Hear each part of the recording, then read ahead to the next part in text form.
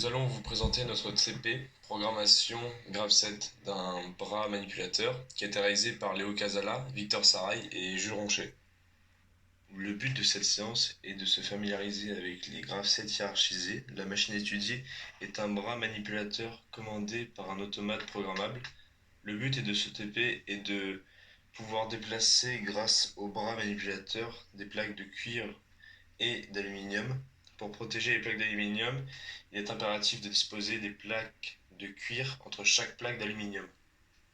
Des schémas distribués en cours, on a pris connaissance des composants de la machine afin d'identifier les principaux composants. Le vérin, le distributeur et l'alimentation. Il ne faut surtout pas oublier de brancher le raccordeur comprimé avec une pression de 4 bars environ.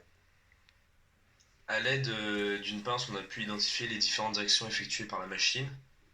Par exemple, lorsque le bras se déplace, aspire, pour le faire correspondre aux différents capteurs. Par exemple, quand le bras se lève, c'est le capteur numéro 3 qui intervient. Alors maintenant, nous allons voir la partie programmation du bras manipulateur. Donc ce qu'il faut savoir, c'est qu'il y a trois vérins qui sont dotés de capteurs de fin de course inductifs. Donc le fonctionnement, c'est simple, hein, c'est que quand la dépression de la ventouse est supérieure au seuil nécessaire pour soulever la plaque, c'est-à-dire que l'effort qu'exerce la ventouse en aspirant l'air est supérieur au propre poids de la plaque, alors la plaque est soulevée.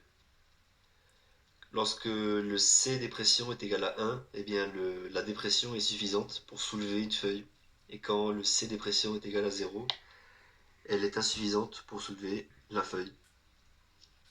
Lors de la descente du vérin vertical, l'air dans une des deux chambres est fortement chassé vers le conduit d'échappement, et donc le capteur contrôle la pression à la sortie de cette chambre et la compare à la pression atmosphérique. Lorsque c'est égal à 0, la pression est supérieure à la pression atmosphérique, du coup le vérin est en cours de descente. Et lorsque c'est égal à 1, la pression égale à la pression atmosphérique, le vérin est arrêté. Donc pour le placement des plaques, à chaque fois que nous allons faire fonctionner le Graph7, donc mettre la machine en route, il faudra débuter le cycle par une feuille de cuivre et penser au préalable à poser une feuille de cuivre, puis une feuille d'alu, puis une feuille de cuir, et ainsi de suite. On va maintenant passer à la présentation du logiciel KDEPA. Donc ce logiciel sert à réaliser des Graph7 qui par la suite seront transférés sur la machine et formeront donc une sorte de programme. Dans ce TP, on devait réaliser deux Graph7 sur ce logiciel.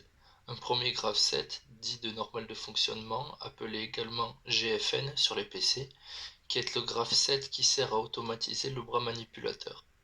Mais également un deuxième Graph7 appelé Graph7 de sécurité qui nous permettra, lorsque l'on appuiera sur le bouton rouge d'arrêt d'urgence, d'arrêter le programme, et la sécurité consiste donc à appuyer sur le bouton blanc afin que le Graph7 redémarre. Sans ça, il est impossible de redémarrer le Graph7. Un Graph7 est composé d'étapes généralement associées à des actions. Les Graph7 utilisés dans ce TP avaient été préalablement réalisés en TD en classe entière. On va maintenant voir comment transférer ces Graph7 sur la machine. Il faut tout d'abord créer un nouveau dossier, aller sur Outils et cliquer sur Éditeur de Graph7. Cela nous amènera sur la page où se trouvent les deux Graph7 à transférer.